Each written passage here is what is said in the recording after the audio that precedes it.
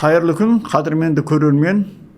Бүгін біз Қазақстан Республикасының Мәдениет және ақпарат министрлігінің азаматтық бастамаларды қолдау орталығы гранты аясында Серпін әлеуметтік даму ұлттық қоры жүргізіп жатқан татулық KZ тұрмыстық зорлық-зомбылықтың алдын алу әлеуметтік жобасы аясында хабарымызды жалғастырып отырмыз.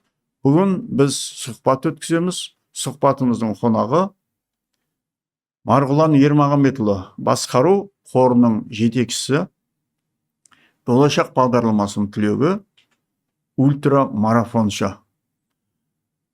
Марғұлан Ермағанбетұлы біздің шақыруымызды қарсы алып, қабыл алып, біздің студияға келгеніңізге үлкен алғысымызды білдіреміз. Армысыздар. Бастысы осы эфирге шақырған сіздерге көп рахмет.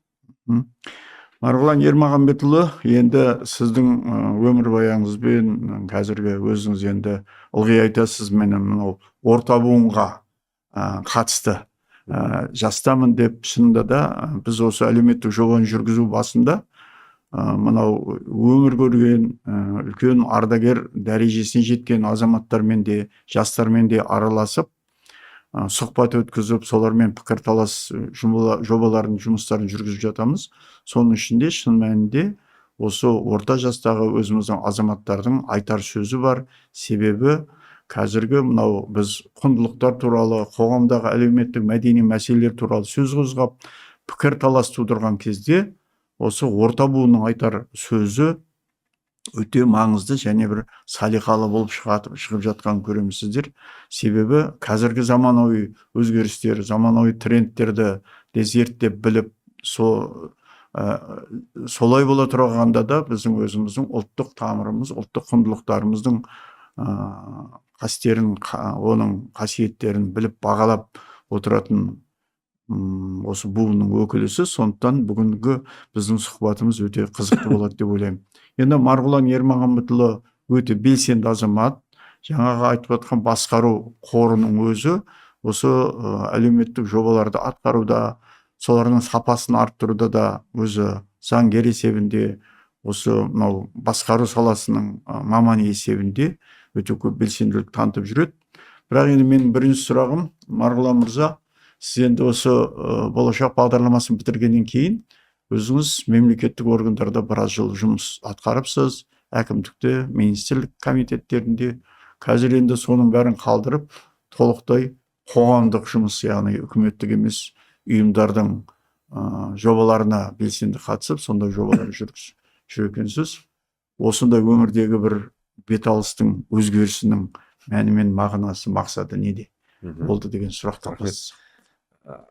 Мынау мемлекеттік және мемлекеттік басқару деген бар, және азаматтық басқару деген бар. Бұл жалпы басқарудағы мызғымас бір бөліктер, бұл бізде де бар, шетелде де бар. Бірақ әттеген-ай, бізде кейден азаматтық басқару кенже қалып жатыр да. Осының проблемасын көре және мынау өзімнің табиғатым осыған жақын шығар деп ойладым да. Өйткені мен анау мектеп кезінен болсын, студент кезінен болсын, мынау қоғамдағы жұмыстарға белсенді қатысқан екенмін да. Сөйтіп, жаңа сіз енді содан бастап жатырсыз ғой, неліктен мемлекеттік қызметте жүріп, содан кейін осы азаматтық қоғамға кеттім деген. Бізде болашақ бағдарламасын бітірпеген кезде бізде былай қоғамда түсінік бар екен. Барлық болашақ бағдарламасының түлектері мемлекеттік қызметте болу керек деген сияқты да. Яғни мемлекетке үлес қосу үшін дамуына сен галстук тағып жүру керексің деген сияқты. Бұл қате түсінік. Сол себептен мен жаңағы азаматтық қоғамнан мемлекеттік басқару, мемлекеттік деңгейде шешім қабылдауға қатысу деңгейінің әлде проблемасы бар екенін көріп, сонымен қатар өзімнің мынау бэкграундыма сүйеніп, табиғатыма сүйеніп, өзім осы салаға келдім. Енді оны өзің жақсы білесіз, бұл салада бізде әлі мәселе өте көп, азаматтық даму институттары өте көп қой бізде. Енді партия бар, бірлестіктер бар, бірақ біздің бәріміз айтып жүрген мынау қоғамдық ұйымдарға қатысты. Бұл енді арнайы бөлек тақырып, мен ол туралы көптеген подкастқа түсіп, көптеген эфирге айттым. Бұл бізде әлі қалыптасу деңгейінде қоғамдық ұйымдар. Әлі бір институционалды әлі деңгейге көтерілген жоқ. Сондықтан осы салаға үлес қосайын деп келген осындай себептерім бар. қазіргі таңда енді сіз жаңа белсенді деп айттыңыз ғой. Өзім белсенділікке кейде азаматтық қоғам белсенділікті әлі зерттеп жүрмін өзім. Өзіме де кейде сұрақ қоямын, белсенділік деген не?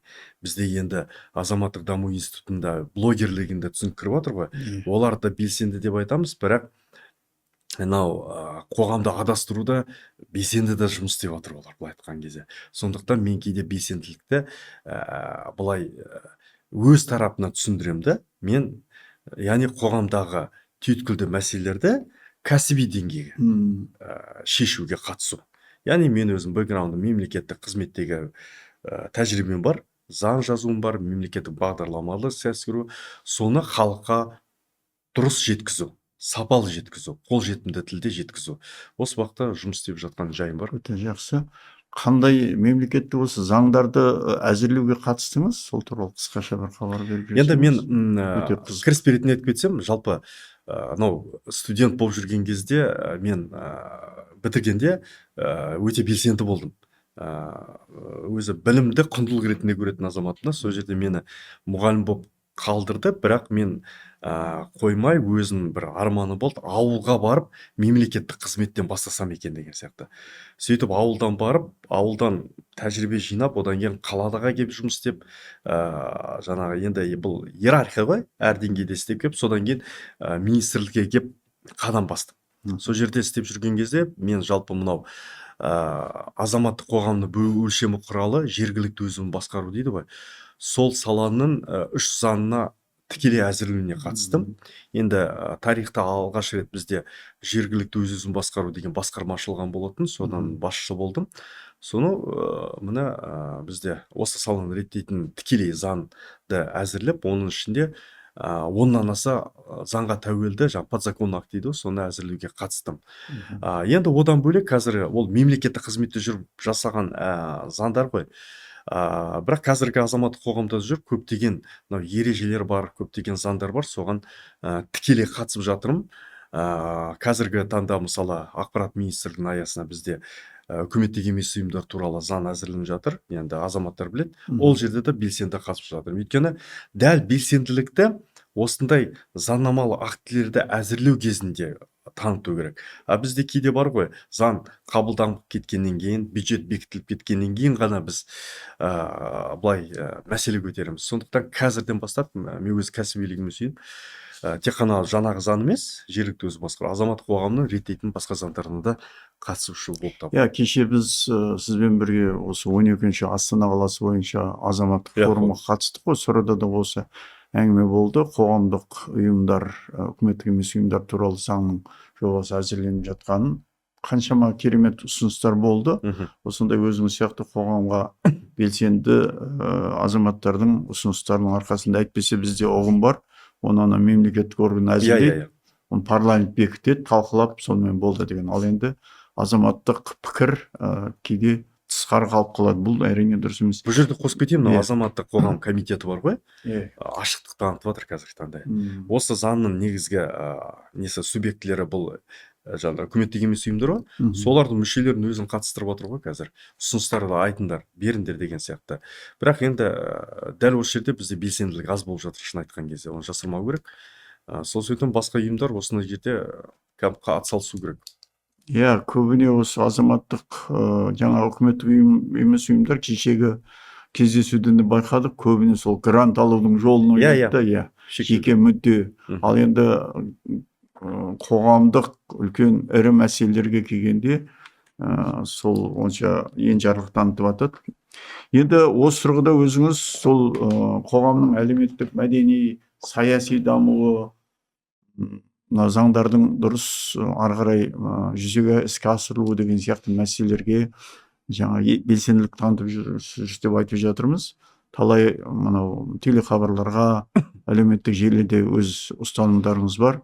Енді осы тұрғыдан белгілі бір ой тұжырымыңыз қалыптасқан болар. Қазіргі Қазақстан қоғамында ең осы өзекті болып тұрған өте түйінді мәселе не деп ойлайсыз? 1-2 мәселенің атын айтсаңыз, яғни қоғамымыз мемлекет басшысы айтып жатқандай әділетті, адал, озық ойлы ұлт қалыптасу үшін бізге не тұсау болып тұр? жалпы мемлекеттік дамуда ма әлде Иә, азаматтық мемлекеттік қоғамда ма? дамуда, азаматтық қоғамда қай сала болсын. Өзінің көзқарасымен Иә, иә. дәл қазір деп Иә, айтатын иә. болсақ, енді ол классификация әртүрлі ғой. Ал қазір енді мен қазақ тілді аудиторияға айтайыншы өзіме. Вообще былай ғой, біз қазір жасанды интеллекттің басқаруында көшіп жатырмыз, иә? Әлем қарыштап дамып жатыр, былай айтқан кезде. Бірақ біз ұлт ретінде біз қай деңгейде тұрмыз деген осы сұраққа ойланамын да. Қалай дегенде біз енді мынау жарыспасақ та, бірақ біз бір деңгейде мынау әлемдік даму рейтингілері бар ғой. Адам бақыт индексі бар, жалпы мынау Адам даму мемлекеттің индексі бар, дамуы иә. бар, жемқорлықтың бәсеңдеуі, сондай көп индикаторлар бар. Сол кезде әттеген-ай біз әлі мынау 50-ке кірмей жатамыз да. Былай қарасақ, сол 10-ға кіріп тұратын бақыт индексіндегі елдер сияқты бізде де сол бас бар, сол құлақ бар, сол көз бар деген сияқты. Мен мынау Европаға барған кезде әрдайым соны ойланамын да. Әрине біздің де былай жақсы жағымыз бар, даму көрсеткіші бойынша мынау бұрынғы посткеңестік елдердің ішіне біз көшілгенбіз көп дегенде. Бірақ бұнымен тұрмауымыз керек, алға жылжуымыз керек. Сол себептен мен өз ойымда қазіргі мәселені айтайыншы, жаңағы қазақ ұлтына қатысты айтсақ, бізде мынау жаңағы келе жатып нені қарадым мен, реклама ретінде емес, жалпы айтайын. Мынау НДС-ке қатысты қазір енді мынау салық кодексі қабылданды ғой. Сол кеше бір вице-министрдің подкастын қарадым да, қарасам бір 10 мың ғана қаралым болған екен да. Ал бір жеке тұлғалардың төсек деңгейі деген әңгімеде ғой, 1.200.000 қаралым болған екен да. Енді біздің ақпарат алу мәдениеті үлкен проблема деп айтқым келеді. Қажетсіз өзіміздің дамуымызға, рухани, физикалық, материалдық дамуымызға қажет емес ақпараттарға тез бой алдыртамыз. Сол жерде біз пікір жазамыз, талқылаймыз деген сияқты. Еш қажет жоқ ақпаратта. Сондықтан ақпарат алу мәдениетін дамытуымыз. Бұл бірінші. Керемет айттыңыз. Екінші мәселе, бұл мынау заң мен тәртіп қағидасы қазір қабылданып іске асырылып жатыр ғой. Біз енді бұдан да басқа көптеген құжаттар бар, стратегиялық. Бірақ мынау құжат, мен ойымша қазіргі таңда өзекті құжат. Бірақ әттеген-ай, көп азаматтар осы тұжырымдамамен таныспаған. Президент өзінің сайлауалды бағдарламасына әділетті Қазақстан деп айтты ғой, құру жолында, иә. Бірақ әділеттілік мен ойымша бірінші кезекте осы заңның үстемдігінде жұмыс істеу ғой. Бірақ біздің қазақ қоғамы қаншалықты заңға бағынған, қаншалықты біз заңды білеміз. Бізде заң емес, қазіргі блогерлердің тілімен сөйлейміз да. Блогер айтты дейміз біз. Анау уәкілетті орган айтты деп айтпаймыз. Тіпті біз ерінбей қарап шықсаңыз, уәкілетті органның ресми мәлімдемелері, ресми парақшаларында қарауын өте аз. Ал біз жаңағындай ешқандай кәсіби білімі жоқ, нақты аргумент жоқ азаматтардың сөзіне еріп кетеміз. Міне бұл құқықтық сауаттылықтың төмендігі, құқықтық нигилизм басым. Осы бағытта көп жұмыс істеуіміз керек. Біз биылдың өзінде көптеген шара жасадық. Соны біз негіздеп айтқым келеді, осы бағытта көп жұмыс істеу керек. Үшінші мәселе, енді сіз жаңа айттыңыз, көп белсенділік танытып, жаңағыдай эфирлерге шығып, әлеуметтік желіні былай көп пікір айтасыз дейсіз. Абайдың сөзі бар, мен жазбаймын өлеңді ермек үшін деген сияқты. Мен де ермек үшін жасамаймын да осында. Бізге мүмкіндік беріп тұр бірінші мемлекет, демократиялық қоғамда пікірінді айтуға. Қазір кез келген эфир, мен өзім белсенді түрде, мысалы Хабар, Қазақстан, Атамекен каналдарында 24 кезекте тұрақты сарапшымын. Маған алаңды беріп тұр. Енді мен тәжірибем болса, білімім болса, маған неге айтпасқа бұл жерде? Қоғамда түйткілді мәселелер. Мемлекет емес, қазіргі әлем сізге белсенділікті арттыру үшін әлеуметтік желіні беріп тұр. Әлеуметтік желіні біз ермек үшін бір ойын сауық алаңы ретінде қолданбауымыз керек. Әрине, ол шектеу жоқ. Әркім өз деңгейіне әртүрлі қолданады. Бірақ мен өзім тәжірибеме сүйеніп, осы әлеуметтік желіні титтей болса да қазақ халқына бір қажетті бір ақпарат беруді мен өзіме мақсат қойдым. Сол себептен мен осы үш проблеманы айтқым келеді. Яғни үшінші проблема, кез келген белсенді азамат тәжірибесі, білімі болса, осы әлеуметтік желіде өзінің саласы бойынша, өзінің ой толғамы бойынша аптасына 1-2 рет болсын әлеуметтік желіге өзінің ойын жеткізіп отырса. Өйткені бізде сен әлеуметтік желіні алмасан, енді бізде Вакуум надан болмайды. деп айтпайын, бірақ неше түрлі азаматтар бар, солардың сөзі өтімді болып кетеді. Біз қазір ақпараттық кеңістікте майдан болып жатырмыз да, Майдан, ақпаратты біз пайдалы ақпаратпен алуымыз керек. Міне осы үш мәселені айтқым келеді. Өте жақсы, көп рахмет Марғұлан мырза. Шынында да бұл бір азаматтық ұстаным. Мына болып жатқан процестерге бейжай қарамай, әркім өзінің жеке бір шаруасымен жүріп, немесе сол хайп қуып, жаңағы майда шүйда Иә, өсек аяң деген нәрселермен әуес болып кеткен жағдайымыз көп. Жаңа мемлекеттік орган туралы айттыңыз. Шынында да қаншама ірі жұмыстар атқарылып жатыр. Ал енді сол мемлекеттік органдардағы сол белгілі бір блогерлердің, жаңа өзіңіз айтқан төтенше бір кісілердің пікірлерін қолдап, қуалап, соны үлкен бір халықтың әлеуметтік ортада бір қоздырып, оларға ресми өкіл ретінде қарайды ғой тіпті. Иә, сондай алауыздық тудырып жіберетін мәселелер Өте өте көп. Соған сақ болуымыз керек. Ол енді мәдени ақпараттық сауаттылық деген осы шығар.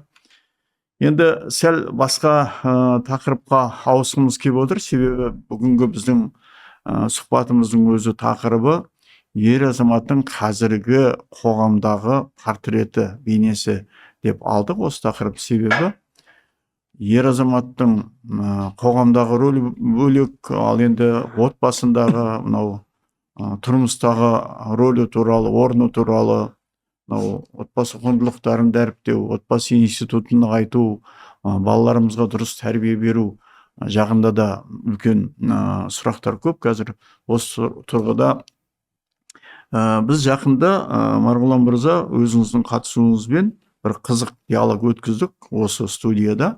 Осы жобаның аясында отбасы құндылықтары қос нүкте қойып, заманауи, дәстүрлі және заманауи көзқарастар тоғысы деп атадық. Сол жерде біраз қызық талқылаулар болды. Уақытыңызына байланысты айтылмай қалған мәселелер бар. Осы тұрғыда өзіңіздің айта алмай қалдым ау деген бір ой пікірлеріңізді жалғастырып жүрсеңіз. Яғни қазіргі отбасы құндылықтарына дәстүрлі көзқарастар мен заманауи көзқарастардың солар тоғыстыруға бола ма? Орада қарама қайшылық жоқ па? Ал енді бір алтын ортасын, алтын өзегін тауып, біз осы ұрпақтар сабақтастығын жалғастыра аламыз ба? Осы жерде бізде қандай бір келіспеушіліктер, бір сәйкессіздіктер болып жатыр деп ойлайсыз? Өте маңызды мәселе. Бізге отбасы құндылығын, отбасы институтын сақтау керек. Себебі қазір ажырасу көп, отбасында зорлық зомбылық көп, кикілжің көп. Оның барлығынан біздің балаларымыз біріншіден зардап шегіп жатыр, екіншіден болашағына зиян келіп жатыр. Бәріміз толғандырып жатқан мәселе осы туралы. Өзіңіз екі ұл, екі қыздың әкесімін, аха. Құдайдың бергені сол екі ұл, екі қыз. Сол басты байлық ретінде қарастырам. Бір әйелім бар. Бұлай тақырып өте қиын. Қазір ер азаматтың жалпы отбасыдағы рөлі, кейде ойланам, біз өзім сол рөлді дұрыс атқарып жүрмін ба деген сияқты. Өйткені ер азаматтың портреті әр кезеңде әртүрлі болды ғой, бірақ дегенмен өзгермейтін өзінің нелер бар, ұстанымдар бар. Ер азамат ол үйдің отағасы дейді ғой қазақтар. Сен президентсің да, басқарушысың да, былай айтқан кезде. Яғни сол мемлекет қалай болады? Кіші мемлекет ол саған байланысты. Сол себептен жауапкершілік көп, өзіңіз білесіз, нарықтық өмірде сүріп жатқандықтан артымыздан ерген балаларға толыққанды мүмкін материалдық қажеттілікті өте алмайтын шығармыз. Өзіңіз білесіз, мысалы қасындағы балалар қымбат iPhone ұстауы мүмкін, мен балам қымбат емес, жай ұстауы мүмкін. Міне бізде ортақ тоғысқан құндылықтар болады да. Сондықтан мынау әке рөлі де мынау кешеге өткен пікірталас алаңы ғой, енді бірігіп өткіздік қой. Оның мақсаты былай болды ғой, енді бізді кейде ести алмайтқан шығармыз деп мен ойлағам. Мынау феминизм бағытындағы белсенді азаматшаларымыз бар ғой, әлеуметтік желіде белсенді да, бірақ осы жерде естейінші деп ойладым да, не айтады екен бұлар, нақты не аргументке сүйенеді деген сияқты. Бізде де бір олқылықтар бар шығар. Мемлекетте ер азамат өзін бұрынғы қазақ қазақ болып қалыптасқан кездегі бейнесінен ажырап қалды да. Рас. Оған әртүрлі факторлар бар, нарық бар, тәрбиенің аздығы бар, руханияттың әлсіреуі бар. Объективті түрде қарау керек. Мынау сіздің айтқан сол тақырыпты қарасаңыздар, тақырыптың өзі қызық, дәстүрлі және заманауи көзқарастардың тоғысы. Мен ойландым да соны, неге заманауи көзқарастарда дәстүрлі көзқарас заманауи болмайды? Біз не заманауида не аламыз деген сияқты да. Иә, және деген предлог қойдық ортасына, бірақ дәстүрлі де заманауи болып қалу керек қой, ол да көзқарас. Бірақ әртүрлі мәдениеттер еніп жатыр, мойындауымыз керек. Жастар санада фильтрация жоқ. Немістің құндылығы, Қытайдың құндылығы бізге бір эталон болып қалып жатыр да қазір. Олар осылай өмір сүреді, біз де осылай өмір сүруіміз керек дейді да. Жоқ, бұл қате түсінік. Адам болып қалыптасқанда ортақ құндылықтар бар. Бұл отбасы да. Сен кеше біреу айтып жатыр, отбасы құрмай-ақ та бақытты болу керек дейді да. Иә, келсем, отбасы құрып та бақытсыз болып жатқандар бар. Қаншама әйеліміз өзінің қалай күйеуінен таяқ жеп өліп жатқандар бар. Ол бар проблема. Келсем о жағымен. Бірақ біз қалай деген біз адамбыз ғой. Тіпті санасыз жануардың өзінің жұбы болады ғой. Оның қасына біз саналы азаматпыз. Алла тағала жаратқан ұрпақ өсіру. Иә, ұрпақ өсіру бұл міндетіміз. Енді ер адамдардың қазірге енді әйел адамға сын айтуға да болады ғой. Ол сынды мен ойымша ер азаматтың портретін қалыптастыруда әйел азаматқа сын айты бұрын бізде кешеге жолдауды негізгі болайыншы. Жолдауда негізі үлкен мәселе көтеріледі ғой, бірақ президентіміз де айтып кетті ғой, қазіргі таңда шум шығаратын әйелдер көбейіп кетті дейді. Бұл мен емес, президенттің сөзі. Ол жерде жолдауға сұрыпталған сөздер қойылады да. Рас, проблема бар. Бірақ енді әйел азаматтардың да шум шығаруында өзінің бір объективті түсініктері бар ғой. Бірақ енді мен әйелдерге емес, еркектерге айтайыншы, неге бізде ез мінезді ерлер дейді қалыптасады. Әйелін қол көтеріп, әйелін ұрып, өлтіретін пайда болды. Мен ойымша еркектердің руханиятын түсуі деп ойлаймын. Енді мен өзім әйеліме бірде-бір қол көтерген емеспін. Кейде ойланам, менің қасымдағы қоршаған ортамда қол көтерген азаматтарды естімеймін да. Осылар қайдан шыға береді деймін да. Қайдан шықты деймін. Иә, мойындаймын, бар. Бірақ мынаны түсіну керек. Әрбір екінші қазақтың жігіті ондай емес. Бізде кешегі Бишімбаевты Талғар оқиғасындағы жігіттерді көрсетті, қазақтың бар жігіттері осындай дейді. Мүлдем қате түсінік та. Қаншама ер азаматтар бар, отбасын асырап жүр, қоғамнан алды болып жүр, еңбек етіп жүр, әлемде қазақты танытып жүр. Қанша спортшыларымыз бар. Бірақ әттегенде қоғамда осыларды көрсетпей, осыларды талқыламай, осылардың бет-бейнесін бір үлгі етпей, бізде басқаларды көрсетеміз. Сондықтан біздің қазақ қоғамда ондайлар азайған жоқ. Бізде көп ондай ер азаматтар. Нақты отағасы болып жүрген, басқа ұлттарға үлгі болатын жігіттер көп бізде. Мен ойымша қазіргі таңда осындай мықты ер азаматтардың көп үлгі болатын жігіттерді көп дәріптеп насихаттауымыз керек. Мен сізге бір қызықты жайт айтайын. Қазіргі таңда мынау тұрмыстық зомбылық дейді, бізде мемлекет қаражат бөліп жатыр ғой, әртүрлі грант, әртүрлі жобаларға деп, өте көп қаражат. Мен ойымша ұсыныс ретінде ақпарат мәдениет министрлігіне осы тақырыпты сәл шектеу керек деп ойлаймын. Көп азаматшалар бар, өздерінің саяси құрал ретінде немесе осы қаражат алу үшін тұрмыстық зомбылықты ушықтырып көп көрсетіп, яғни проблема көргенсін мемлекет ақша береді ғой. Сөйтіп көп ушықтырады осы тақырыпты. Бір түймедейін нәрсені түйедей қылады да. Бір Бишімбаевтың әрекетін бүкіл қоғамға бағыттады ғой. Бүкіл қазақтың жігіттері осындай еді. Мен ойша осыны шектеу керек та.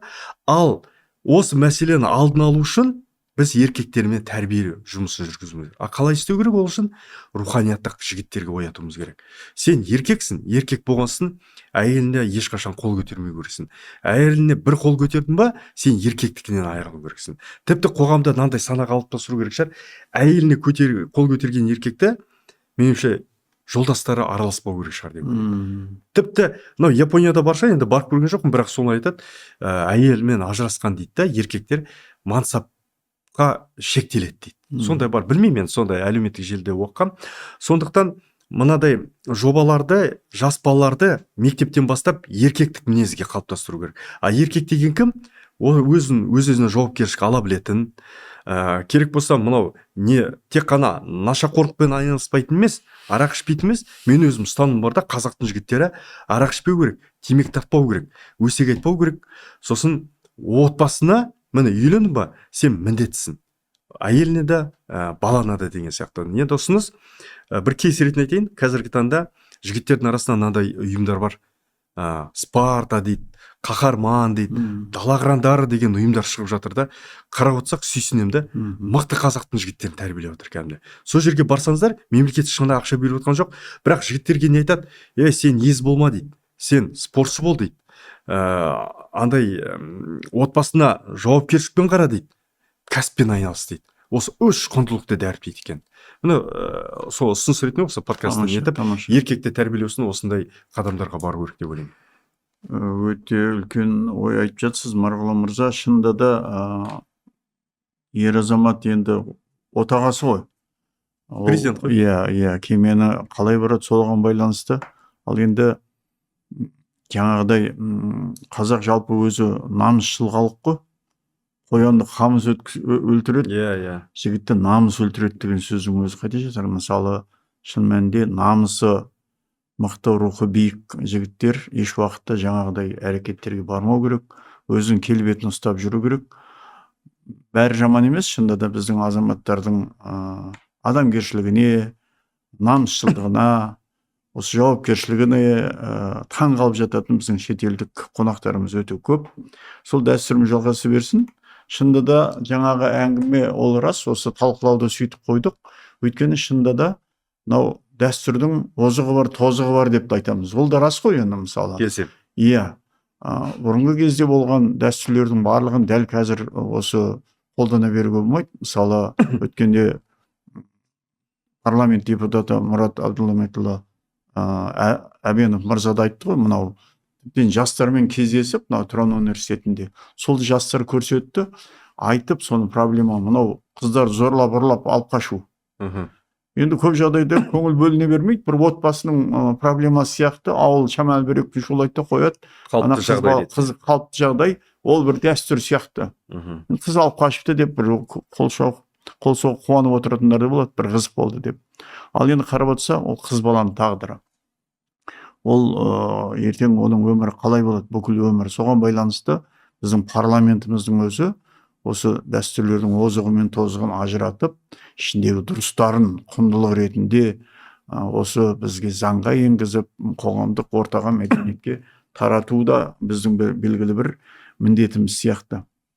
Енді отбасындағы ер азаматтың жауапкершілігі туралы сөз бастап жатырмыз. Мынау қазақта сөз бар, жақсы әкенің рухани мұрасы баласына 40 жыл азық деп айтады да. Енді мен сәл әдейі өзгертіп айтып отырмын. Әкенің мұрасы әртүрлі болуы мүмкін, материалдық мұрада болуы мүмкін. Керемет жаңағы үй салып, қос машина алып беріп, байлыққа көміп кетуі де мүмкін. Ал енді кейбір көп әкелердің өзіміздің де қолымыздан ол келе қоймайды. Ондай байлық екінің бірінің маңдайына біте бермейді ғой. Ал енді сол байлыққа мақтанып, мысалы ертең ол бала дұрыс жолмен жүре ала ма, соны көтеріп, жоқ басқаша жағдай болып кетеді ме, ондай болып жатады да. Ал енді рухани мұра, анау айтады ғой, атадан бота қалғанша бата қалсын деген де сөз бар. Бата деген не ол? Ол жаңағы рухани, оның ақыл өсиеті, көрсеткен үлгі өнегесі, осы қазақтың дәстүрін, құндылықтарын соның бойына дартып кетсе, міне ол 40 жыл азық болады ертең. Солай ғой. Сондықтан осы тұрғыда біз құндылықтарды сараптап, отбасы құндылықтарында, бала тәрбиесінде, әсіресе ер баланың тәрбиесінде осындай мәселеге назар аударуымыз керек. Қыз балаларымызға оларды әлпештеп, олардың жағдайын ешкімнен кем қылмай өсіруіміз керек шығар. Бірақ ұл балаға басқаша көзқарас керек. Оның жаңағы рухын, оның намысын жонып, өз күнін өз көретіндей, ертең отбасын асырайтындай ұстаным болу керек. Әкенің тәрбиесі деген отқанымыз сол шығар. Осы тұрғыдан алғанда, өткенде сол жерде де бұл бір сөз талқылау болды, жаңағы озығы бар, тозығы бар дегенде мынандай да сөз бар ғой. Ата бабамыздан қалған сөз. Балаңды 6-ға келгенге дейін патшаңдай жақсы көріп сыйла, әлпештеп өсір, еркелет дейді. 17 жасқа дейін құлдай қылып жұмса дейді. Одан ары асқасын досыңдай сырлас деген сөз бар. Осы мақалға қарай қарайсыз, жаңағыдай бұл жерде енді кішкентай баланы бәріміз жақсы көреміз, дұрыс қой. Ал енді орта буындағы балаларды құлдай жұмса деген тым қатты емес пе? Қазіргі балалар оған көне ма? Қазақтың әр мақалын бір тура мағынада қабылдамау керек, астарын қарау керек. Иә, астар. Енді дәстүрдің озығы тозығы деген мен бір сүйікті мақалдардың бірі, көп ойланамын да сол. Енді мынадан бастайыншы. Адамзат бір-бірінен ұлттар бар ғой, несімен ерекшеленеді? Ол бірінші кезекте дәстүрі өзінің. Болмысы ғой енді. Болмысы не? Ол дәстүрі мен тілінде жатыр да. Әттеген-ай, тіл кейде, тілі жоқ қазақтарда бар ғой. Мынау дәстүрге келген кезде, енді шегелен қойған нәрсе ғой. Ұлт болған соң міндетті түрде дәстүр болады, басқадан айырмашылық болу үшін. Мысалы, біз түріміз Қытайға келеді, Филиппинге келеді. Егер дәстүріміз болса, біз бұнда бір ұлтпыз, жүре беруге болады. Бізді сондықтан ерекшеленіп тұратын дәстүріміз. Бірақ енді біз нарыққа, қала мәдениетіне бейімделіп жатырмыз да. Ауылдағы, енді ауыл дәстүрді сақтаушы бір не ғой, деңгей ғой, қалай десек те. Ауылдан кеткен соң біз қаланың мәдениеті енгесін көп нәрсе біз ажырап жатырмыз. Ол қалыпты жағдай болып жатыр. Бірақ жаңа сіз қызға қатысты айттыңыз ғой, қыз алып қашу деген жаңа сөзін төркін содан бастадыңыз ғой, как мысал ретінде. Кейде соған да әзілмен қараймын да. Мысалы, қыз алып қашу қазір бізде қылмыстық кодекс енгізілді. Бұл адам алып қашу деген баппен келеді. Ұрлау деген баппен келеді. Ол жерде қыз алып қашу деген бап жоқ. Просто адамды ұрламау керек деген сияқты. Бірақ мынандай бар да, дәстүрде бар да, алып қашу бар ғой. Болды ол. Қазақ несінде. Енді қазіргі жағдайда мынандай жайттар болады да, сен қызмен келісіп алып қашасың да, енді ол дәстүр ғой, білесіз ғой. Ол қалай болады ол жағы? Мұны кейде осындай ойландыратын нәрселер. Зорлап алып қашу өзінің еркінен тыс деген. Еркінен тыс, ол білем, ол дәстүр емес. Бірақ көбісі айтады, бұрын болған дейді, ол еркінен алып қашу болған дейді, ол шын көну керек, ол кезінде болған ондай. Енді біз ол деңгейге түспейміз. Бірақ жаңағыдай алып қашу дәстүр ол болған. Мен бір мысалын айтып отырмын. Мен де қала мәдениетіне. Мен үлкен ғимарат, үлкен көп қабатты үйде тұрамыз ғой, бір рет көршілердің чатына жаздық та, мал соятын, малды жіліктейтін ер азамат бар ма деген сияқты ше. Сол кезде ешкім табылмады да. Абылай қарасақ, дәстүріміз да бұл біздің, білуіміз керек. Бірақ біздің Асқар Жұмаділов деген математика ағамыз бар да. Калькулятор тұрған кезде есепті үйрену қажет па деген сияқты сөз бар да. Сол сияқты қазіргі таңда бізде енді нарықта ақшанды берсең соны істеп беретін нелер бар ғой, кәсіпкерлер бар ғой. Малыңды да сойып береді, басқаны да істеп береді деген сияқты. Бірақ дегенмен дәстүрдің озығы тозығы дейді. Біз осыған көнуіміз керек. Бірақ тозбайтын жағдайлар да бар ғой. Бұл баланың тәрбиесіне. Соны сіз айтып кеткеніңіз жаңағы баланы құлдай көру деген. Мен сол мақалға кейде көп ойланамын да, қалай деп, мысалы мен құлдай көргім келеді де, құл деген құл емес қой енді, жұмсау деген сияқты, еңбекке баулу деген сөз бұл жерде. Ерте сен оған ақша, сөздің астары ғой. Астары сода жатыр. Тікелей түсінуге болмайды. Өйткені 6 жасқа дейін оны патшадай көр деген еркелетесің да, сен одан кейін санасы кіре бастайды ғой. Еңбекке баулайтын кезеңде, егер сен еңбекке баулытпай, оған қымбат дүниелер әперіп, ол үйден шықпай, тек қана соткада болса, ертең үлкен өмірге келген кезде ол дайын бола ма? Міне, ертеңгі суицид, ертеңгі тұрмыстық зомбылық осындай жастардан шығады. Сондықтан мынау қазақтың өлмейтін сөздерінің бірі, мынау баланың тәрбиесіндегі құлдай көр дейді, еңбек еткізу керек.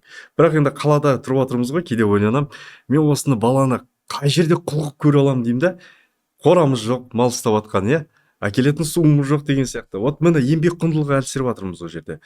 Сондықтан бұл бөлек тақырып, жалпы дәстүрдің тақырыбында біз қазақ болып қалуымыздың, болмысын сақтауымыз үшін дәстүрімізден ажырамауымыз керек.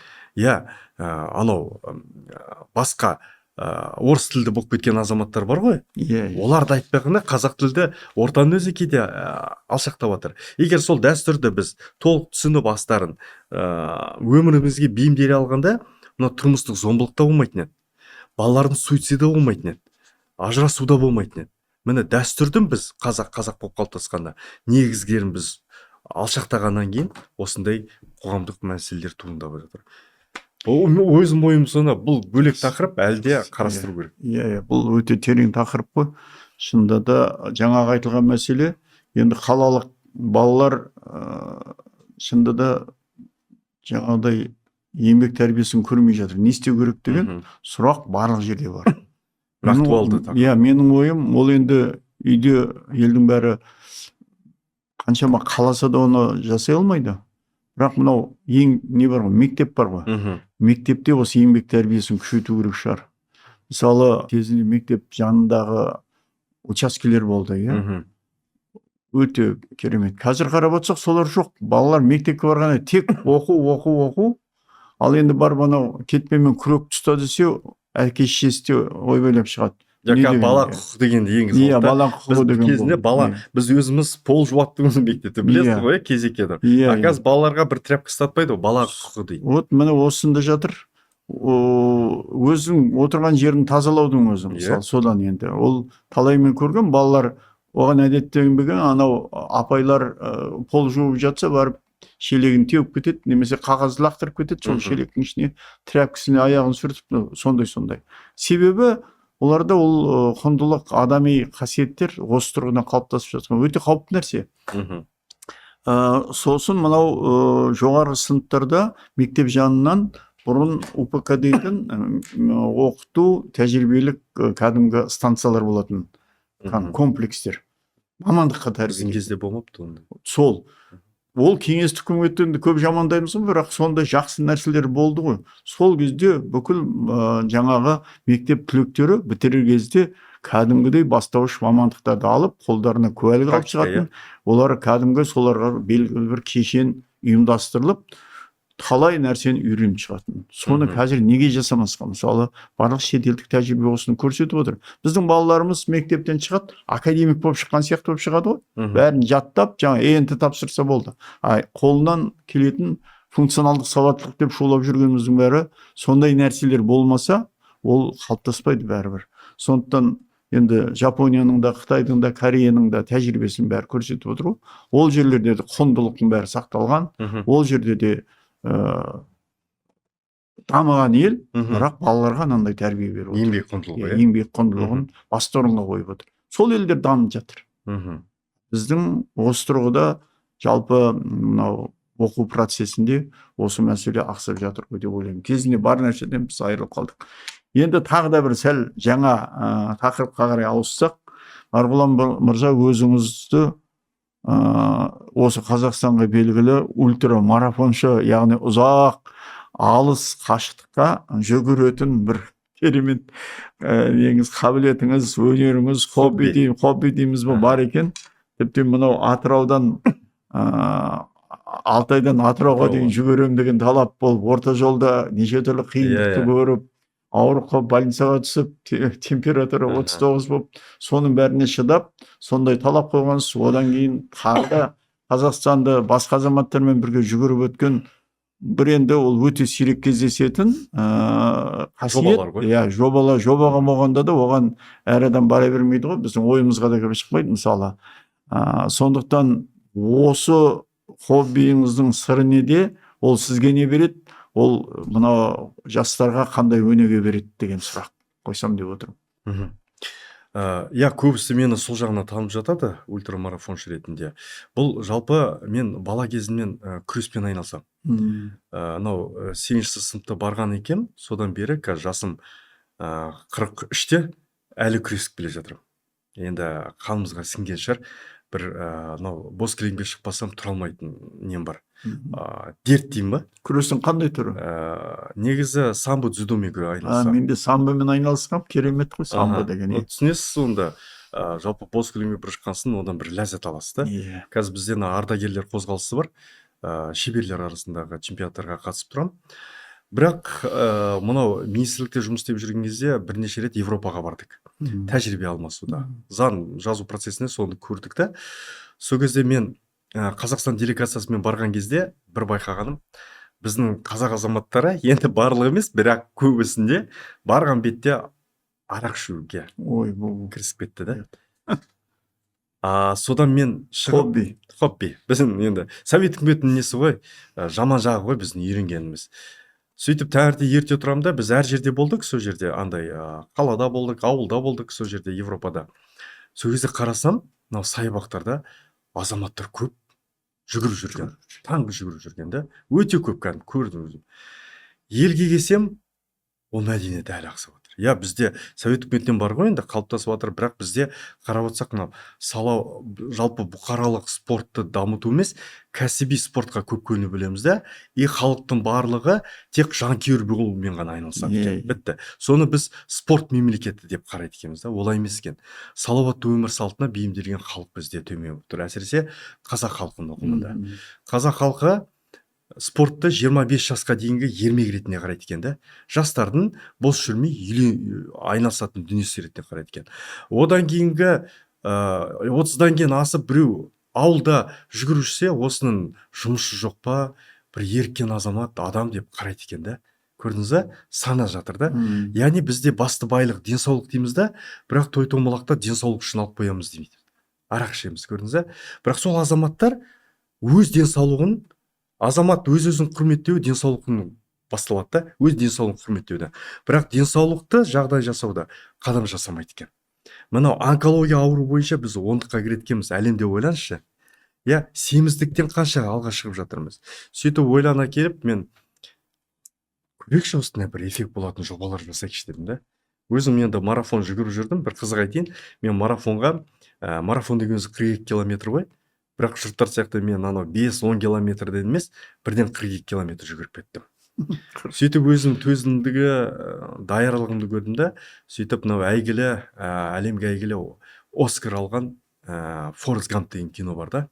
Азаматтар, көрермендер білетін шығар. Фильмнің түп негізінде не жатыр? Бір азаматтың өмірдегі кезеңдерін қарастырады да. Қандай іс бастаса да, ол азамат жұмысы жүріп кетеді екен. Соғысқа барды, батыр болды, кәсіпкерлікпен айналысты, кәсібі жүріп кетті да, бірақ бір күн отырады да, просто жүгіріп кетеді екен да. Американы айналып келеді да, жүгіріп.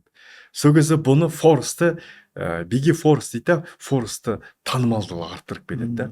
Соны ойладым, енді мақсатың танымал болу емес, осы эффект болатын бір жоба жасайыншы дедім да. Аты шықпаса жер өрте дейді да. Бірақ бұны аясында не жатты? Қазақ халқын салауатты өмір салтына тарту. Бірінші. Мынау жүгіру ең қолжетімді спорт болып табылады екен әлемде. Бұған екі нәрсе керек. Тәпішке керек, кроссовки дейді ғой, и ниет керек.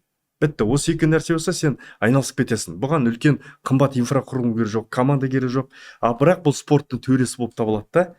Көрдіңіз бе? Негіз, база болып жатады.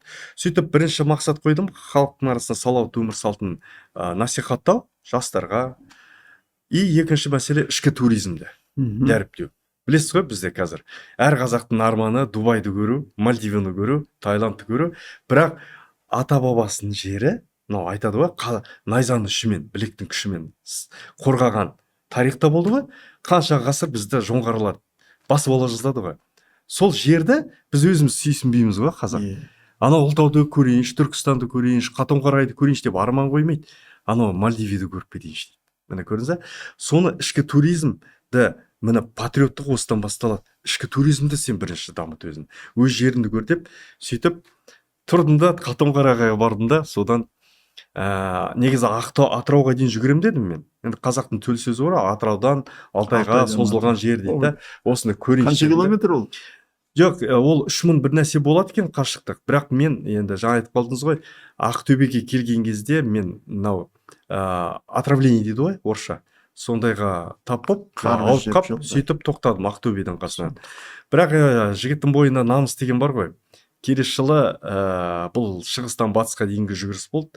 Келесі жылы қасыма Қазақстандағы бір жүгіріп жүрген ультрамарафоншы 4 жігітті ертіп, бүкіл Қазақстанда айналып шығуды солай мақсат қойдық.